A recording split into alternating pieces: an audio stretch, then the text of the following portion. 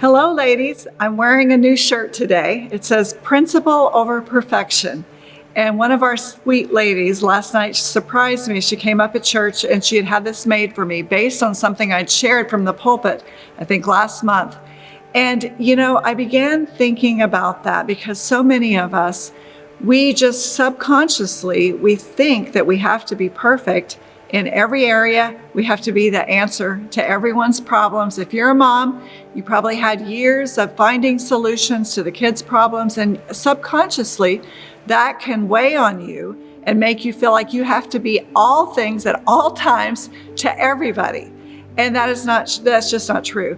We're never going to be perfect, and that's why God put us in a body for each one to play their separate part. Paul said in 1 Corinthians 3, I planted, Apollos watered, but it was him that gave the increase. And so it's not like one is better than the other. It's the Lord that's going to cause it to grow and to multiply.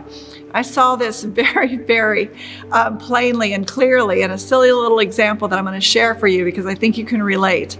On Tuesday night, I was babysitting my son's son, my grandson, Rio, at their house. And they had a remote where the batteries were very low. So it was very tricky already. And, I'm not the most savvy with all that stuff anyway. Well, anyway, we were watching Rio.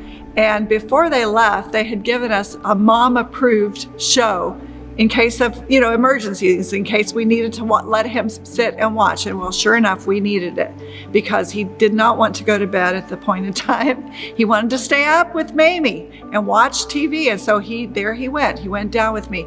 My youngest daughter, Ariana, had stopped in to be a part of it. And wouldn't you know, that tricky remote, I could do the scrolling just fine, but I couldn't get it to press play for anything.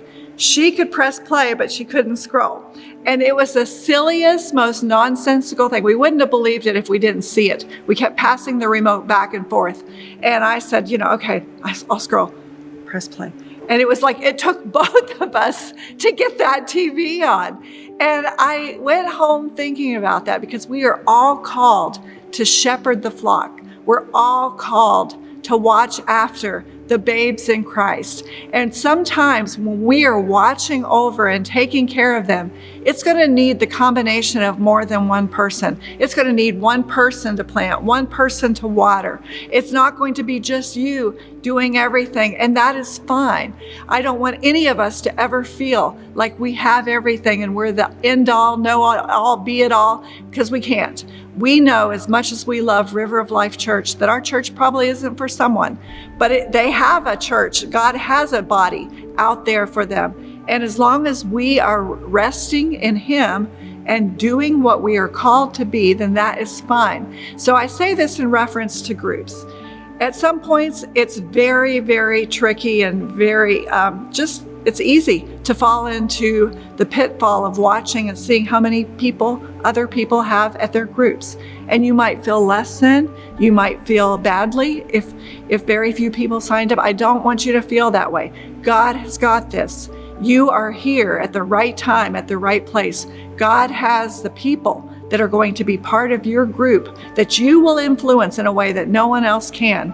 And He has got them earmarked. So be encouraged today. We are all in the body to work together, just as my daughter and I did. And I find it interesting. We're a blend of generations, and it took both of us to get the job done. And so I hope you can see in this silly little example what God means when He says that He gives each one a part to play, but it's Him that gives the increase in the life and the growth. Love you, ladies. We'll talk to you soon.